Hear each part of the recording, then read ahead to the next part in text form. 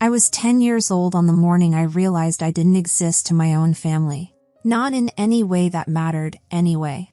I woke up that day buzzing with excitement. Double digits felt monumental, like crossing some invisible threshold into real personhood. I bounded downstairs expecting pancakes, or at least a card propped against the orange juice. What I found instead was my mother and father standing in the kitchen, voices sharp with debate, completely absorbed in the critical question of what color jersey my brother Chase should wear for his upcoming soccer tournament. I stood there in my pajamas, waited for them to turn around, to smile, to remember. They never looked at me. Not once. I sat at the kitchen table alone, spooning cereal into my mouth, listening to them argue about the merits of navy blue versus royal blue while the clock ticked past breakfast, past lunch, into the long stretch of afternoon. They drove to 3 different sporting goods stores that day. I stayed home and watched TV, the kind of mindless cartoons that fill the silence when you're trying not to think about the fact that nobody remembered you were born exactly 10 years ago. It wasn't until almost 9 at night, when I was already in my pajamas for the second time that day, that my mother suddenly gasped, her hand flying to her mouth. "Oh my God, it's Louise's birthday." My father glanced up from his laptop, barely breaking his concentration. "We'll get you something nice next week, sweetie. Promise." They never did. My name is Louise, and that birthday was just one moment in a lifetime of being forgotten. But it's the one that crystallized everything, the one where I finally understood that in my family's story, I was never meant to be a main character. I was background noise. An afterthought. The person who existed in the margins while everyone else lived in bold, bright print. I grew up in Cherry Hills Village, one of those affluent Denver suburbs where houses competed for grandeur and perfectly trimmed lawns were a mark of social standing. Our house had 6 bedrooms, more space than any family actually needed. There was me, Chase, and our parents, Douglas and Diane. Dad worked as a financial director at some Fortune 500 tech company, the kind of job where quarterly earnings were discussed over dinner like they were sports scores. Mom had been a TV presenter back in her younger days, but by the time I came along, she'd transitioned into philanthropy and fundraising events, the kind of charity work that looked good in society pages. Chase was the golden child from the moment I was old enough to understand what that meant. Everything he touched turned to praise. Every achievement, no matter how small, deserved a parade. The walls of our house told his story in trophies and framed certificates, soccer awards, debate team honors, academic excellence ribbons. All of it displayed like we lived in a museum dedicated to his greatness. My awards? Shoved in a cardboard box in the attic, gathering dust alongside forgotten Christmas decorations and old tax documents. When I was 12, I won first place in the school science fair. I'd spent 3 months working on a water filtration project, staying up late researching, building prototypes, testing and retesting until my hands were raw. The day I won, I came home clutching that blue ribbon like it was made of gold, my heart pounding with pride and excitement. My mother glanced at it for maybe 3 seconds. "That's nice, honey," she said, her eyes already drifting back to the party planning binder spread across the kitchen counter. She was organizing Chase's graduation party. He was still 2 years away from graduating, but apparently that required extensive advance planning. Meanwhile, that same year, Chase made the varsity baseball team as a freshman. My parents threw a party. Not a small gathering, a full-blown event with a rented tent, hired caterers, and half the neighborhood invited. I watched from the sidelines as everyone congratulated him, as my father gave a speech about how proud he was, as my mother beamed like Chase had just won a Nobel Prize. I stood there holding my blue ribbon, and nobody noticed. But birthdays and school achievements weren't even the worst of it. Christmas became its own special brand of torture. The first time they left me behind, I was 14. I woke up Christmas morning to the sound of suitcases being loaded into the car. I stumbled downstairs, still rubbing sleep from my eyes, to find Chase already in the front seat wearing brand new clothes I'd never seen before. "Where are you going?" I asked, my voice small. "Las Vegas," my mother said, not even having the decency to look guilty. "Chase's been working so hard.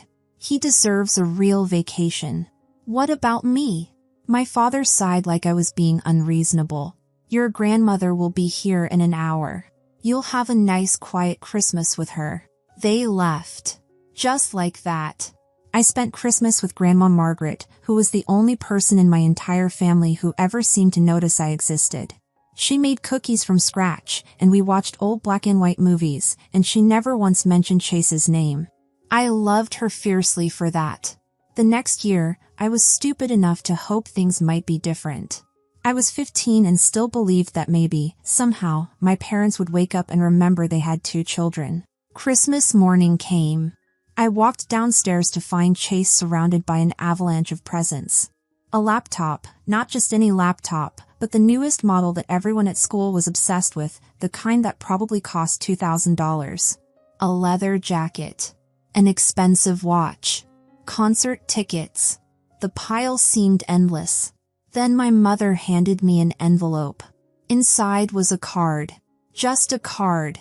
It had a generic snowman printed on the front and a pre-written Merry Christmas message inside. No money. No gift card. Nothing. Just a card. I stared at it, then looked at the mountain of boxes surrounding Chase, at the torn wrapping paper littering the floor like evidence of abundance. This isn't fair, I said, my voice cracking. Chase gets all this expensive stuff and I get a card. My father's expression went cold. Chase is in college. These things are important for him. Don't be petty, Louise. It's not attractive to track the cost of other people's gifts. I went back to my room and cried into my pillow until my throat was raw. When Grandma called later that day, I told her everything. She was quiet for a long moment, then said simply, "I'm so sorry, sweetheart." I believed her because she was the only one who ever was. It became a pattern. Every Christmas, Chase received incredible gifts, a car when he turned 21, trips to Europe with his girlfriend, designer clothes, the latest electronics. And every Christmas, I got a card. Sometimes they'd write little messages inside about how I needed to work harder or be more grateful for what I had. One year, the card just said, "Try not to envy your brother. It's not his fault he's successful."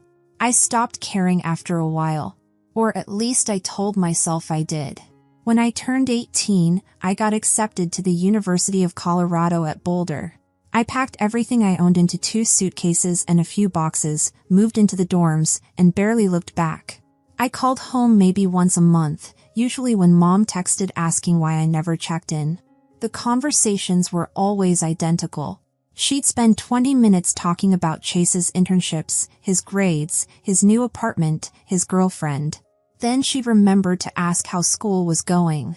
Before I could answer with more than a sentence, she'd remember something else about Chase and we'd be right back to the Chase show.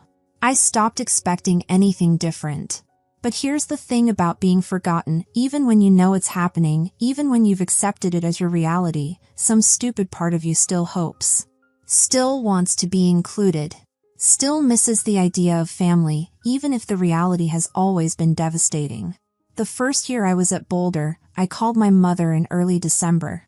I was thinking I'd come home for Christmas, I said, trying to keep my voice casual. I don't have any exams after the 15th, so I could stay for a week or so. There was a long pause on the other end of the line. Actually, Louise, it might be better if you stayed at school this year. Maybe celebrate with your friends from the dorm. Chase's fiancé's family is coming, and it'll be a full house. You understand, don't you? There are 6 bedrooms, I said quietly. It's just better this way. You'd feel out of place anyway. I didn't argue. What was the point? I drove to Denver anyway that Christmas, but I stayed with Grandma. I didn't even drive past my parents' house. Later, I saw photos on my mother's Facebook, everyone gathered around the Christmas tree, wine glasses raised, faces glowing with happiness. The caption read, "Our whole beloved family together for the holidays." I wasn't in a single photo. After that, I stopped asking to come home. And they stopped inviting me. Not that they'd really invited me in the first place. I graduated with honors 3 years later. Nobody from my family came to the ceremony. I got a job at Elevation Marketing Group right there in Denver and threw myself into work with the kind of intensity that comes from having nothing else to pour yourself into. I worked late nights, took on extra projects, said yes to everything. 3 years after that, I got recruited by Cornerstone Creative Solutions, one of the best marketing companies in the country. Real work, real projects, real money. But my family didn't know any of it because they never asked. I stayed in touch through a family group chat where my mother would post photos of Chase and his wife Paige at charity galas, wine tastings, vacation destinations. Chase had gotten married a few years back. I wasn't invited to the wedding. Mom said it was a small ceremony, just close family.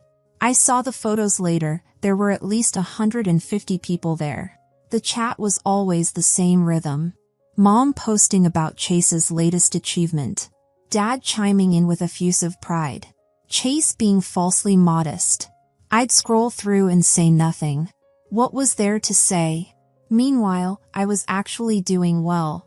At Cornerstone Creative Solutions, I'd worked my way up from junior strategist to leading major campaigns. Nobody handed me anything. I put in 70-hour weeks. I pitched ideas that scared me. I took on projects other people didn't want to touch. And it paid off. When I was 31, I landed the biggest project of my career. A major sports company wanted to rebrand for the youth market, and they gave me complete creative control.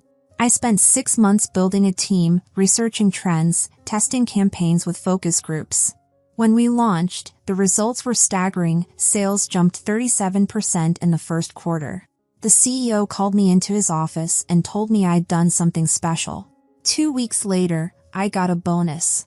$90,000. I stared at the number in my bank account for 10 solid minutes, refreshing the page to make sure it was real. I'd never seen that much money at once in my entire life. My first thought was to tell someone. To celebrate. But who? My work friends would be happy for me, sure, but this felt like something you should share with family. Then I remembered the group chat from a few days earlier, where my father had messaged, "Why haven't you achieved anything significant in your career yet? You're 31, Louise. Chase was a senior analyst by your age." I'd wanted to type back that I'd been promoted 3 times, that I was leading campaigns for national brands, that my salary was well into 6 figures. But what was the point? They didn't care. They'd never cared. So I didn't tell them about the bonus. I just let it sit there while I decided what to do with it. November rolled around and the family chat started buzzing with Thanksgiving plans. Then came the big announcement. Chase had been promoted to senior manager at his investment bank. My father's message was embarrassing to read. "This is the proudest moment of my life. My son, a senior manager at 35. I always knew you'd do great things, Chase." A few days later, my mother sent a message directly to me in the group chat. "Louise, could you buy Chase a nice watch for his promotion? Something in the $1,500 range. Have it couriered to our house by Thanksgiving. Thanks, sweetie." I read it 3 times. She didn't ask if I could afford it. Didn't say please. Just assumed I'd do it. Buy an expensive gift for the brother who'd never bought me anything. For parents who'd never celebrated a single one of my achievements. I closed the chat and didn't respond. That night, I sat on my couch with a bottle of wine and started scrolling through real estate listings. I'm not sure what I was looking for, maybe just a distraction, maybe a fantasy to occupy my mind. Then I saw it. A house in the mountains of Colorado. 3 bedrooms, 2 bathrooms, a massive deck overlooking pine trees and valleys that seemed to stretch into forever. The photos made it look like something out of a dream, all that light, all that space, all that silence. The price was $360,000. I could afford the down payment with my bonus. The mortgage would be manageable with my salary. And the more I looked at it, the more I wanted it. Not as an investment. Not as a rental property. I wanted it for me, a place that was completely mine, where nobody could tell me I didn't deserve to be there. I found the listing agent's number and called. Her name was Rachel, and within an hour we were on a video call and she was giving me a virtual tour. The house was even better than the photos. It had this massive stone fireplace, floor-to-ceiling windows that flooded everything with natural light, and a kitchen that looked out onto mountains. "I want to buy it," I said. Rachel laughed. "Don't you want to think about it first? Maybe come see it in person?" "No. I want it. How fast can we move? She walked me through the process. I signed the purchase offer that night and transferred the deposit the next morning. It was crazy and impulsive, and I didn't care. For the first time in my life, I was doing something massive without asking for permission or approval from anyone. 3 weeks before Christmas, I signed the final documents and got the keys. I drove up to the house alone, unlocked the door, and just stood there in the empty living room. The afternoon light was pouring through those huge windows, making patterns on the hardwood floor. This was mine. Over the next 3 weeks, I threw myself into making the house feel like home. I painted the kitchen cabinets a soft gray, replaced outdated light fixtures, spent entire weekends building furniture from flat-pack boxes. I bought a couch, a dining table, beds for the guest rooms, rugs, curtains, everything. I worked on it every evening after my regular job and all day on weekends, my muscles sore but my heart full. By December 21st, the house was done. It looked incredible, warm and inviting, and completely mine. I took photos and posted them on Instagram. The caption was simple: I deserved my own house. Best Christmas gift I could ask for. An hour later, my phone started exploding. Messages from Mom, Dad, and Chase, all asking the same thing. What is this? Whose house is that? Where did you get the money? I read through them with a smile and didn't respond to a single one. Another hour passed. Then Mom sent another message: family dinner. December 23rd, 7 p.m. This is not optional. I thought about ignoring that too, but honestly, I was curious. I wanted to see their faces when I told them the truth. December 23rd came and I drove to my parents' house. I rang the doorbell and Dad answered. He didn't say hello or ask how I was doing. He just looked at me with this stern expression and said, "Living room."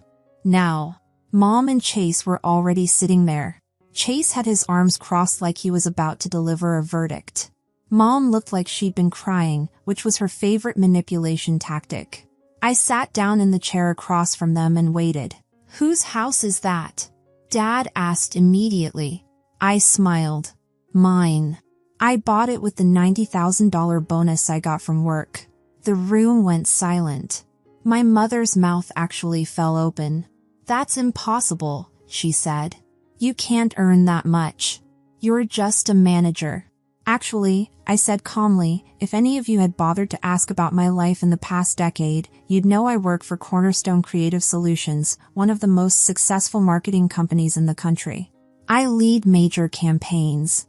I've been promoted multiple times. My salary is significantly above the national average. The bonus was for a rebranding project that increased client sales by 37% in 1 quarter.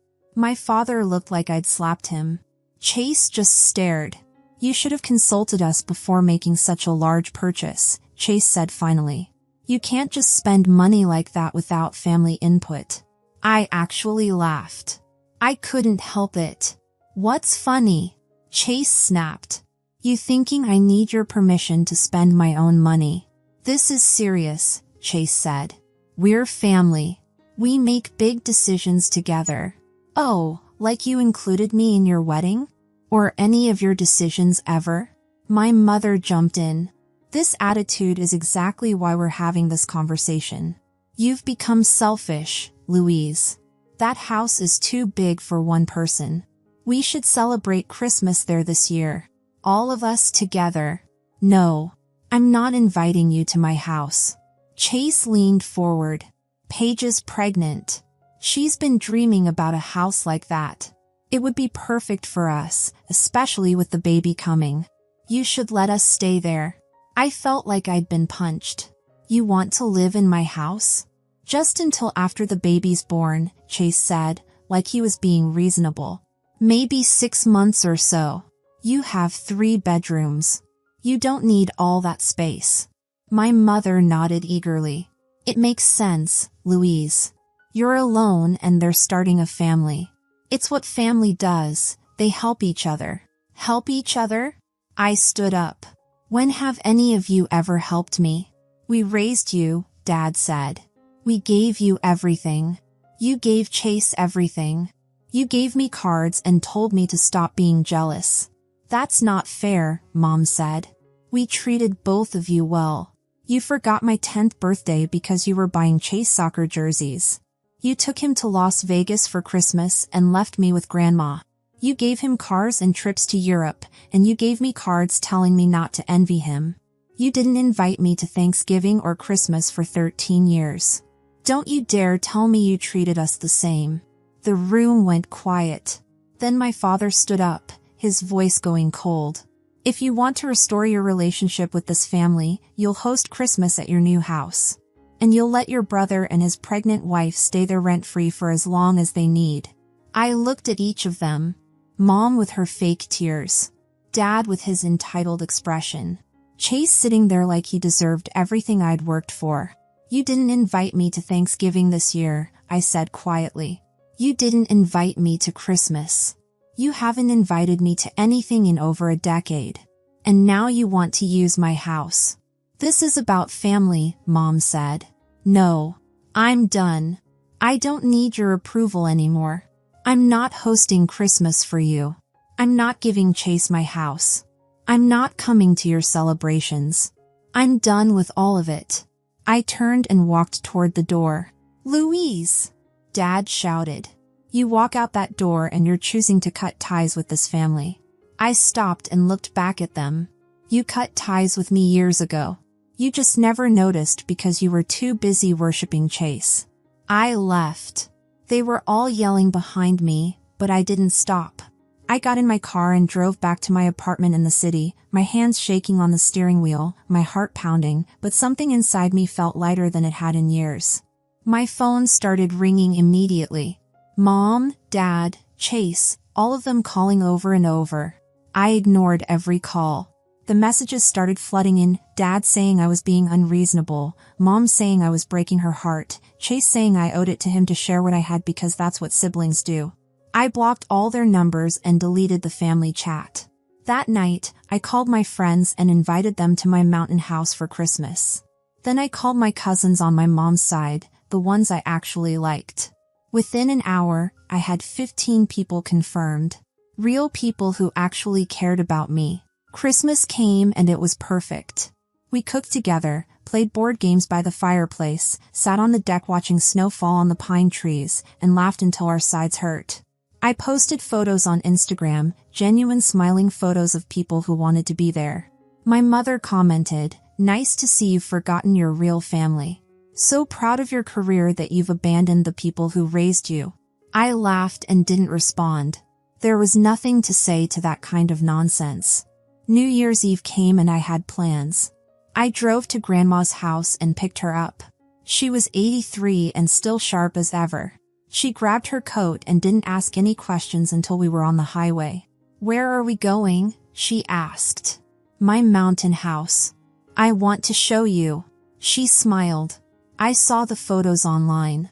Looked beautiful. The drive took about 2 hours. When we got there, Grandma walked through every room slowly, touching the furniture, looking out the windows at the snow-covered trees. When she finished the tour, she sat down on the couch and patted the seat next to her. "Your parents called me," she said.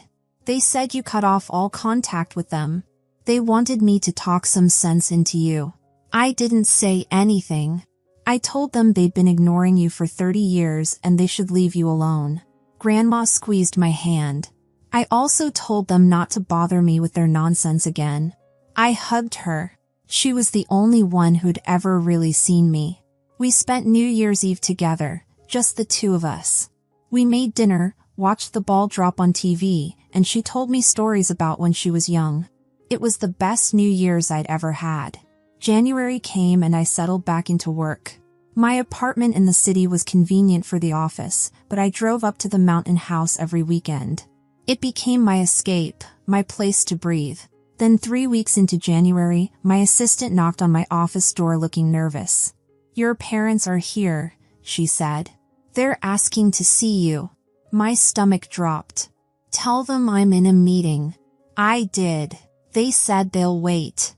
I could have had security escort them out, but that would cause a scene. Better to just get it over with. "Fine. Tell them I'll meet them at the coffee shop across the street in 10 minutes. I grabbed my coat and walked over. Mom and Dad were already sitting at a corner table when I arrived. I sat down and didn't order anything.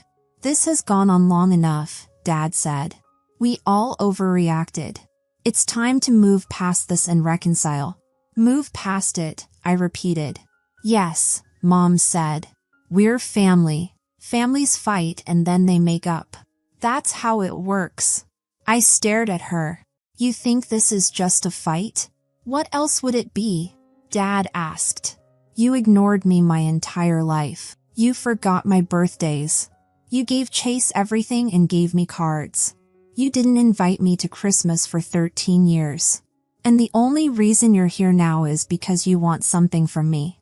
Mom looked uncomfortable. I saw photos of that house. It's very large for someone who lives alone. There it was. And your brother and Paige really need more space now with the baby coming, Dad added. You should let them move in. Just for a little while. I couldn't believe it. Even after everything, they were still asking for this. You came to my workplace to ask me to give Chase my house. Not give, Mom said quickly. Just let them stay there. You're barely using it anyway. You have your apartment in the city. That house is mine. I bought it with money I earned. Chase has a good job and a pregnant wife. He can buy his own house. He's saving for the baby, Dad said. Medical expenses, furniture, all of that adds up. You could help him out. The way you helped me out by forgetting I existed? Stop being dramatic, Dad said. We're here trying to mend this relationship and you're throwing it back in our faces. I stood up. I don't want a relationship with you. Any of you. You had 31 years to be parents to me and you chose not to. Now you want back in because I have something you want. The answer is no. Louise, Mom started. If you contact me again, if you come to my work again, if you show up at my apartment or my house, I will file for a restraining order. I'm not kidding. Leave me alone. I walked out before they could respond. My hands were shaking, but I felt lighter somehow, like I'd finally said everything I needed to say. They didn't contact me again after that. I heard through Grandma that Chase and Paige had their baby in March. A girl. I didn't send a gift. I didn't call. I felt nothing about it. Now, it's been almost a year since that Christmas when everything changed. I still work at Cornerstone Creative Solutions, and I'm doing better than ever, got another promotion in June. My apartment in the city is comfortable, and my mountain house is my sanctuary. I go up there most weekends, sometimes alone, sometimes with friends. I've hosted dinner parties, game nights, even a small wedding for one of my cousins. My parents and Chase occasionally post things on social media, family photos where they all look perfect, captions about being blessed.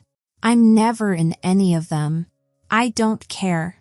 I have my own life now, one where I'm not constantly waiting for approval that will never come. Grandma comes up to visit once a month. We cook together and she tells me how proud she is of me. That's the only approval I need.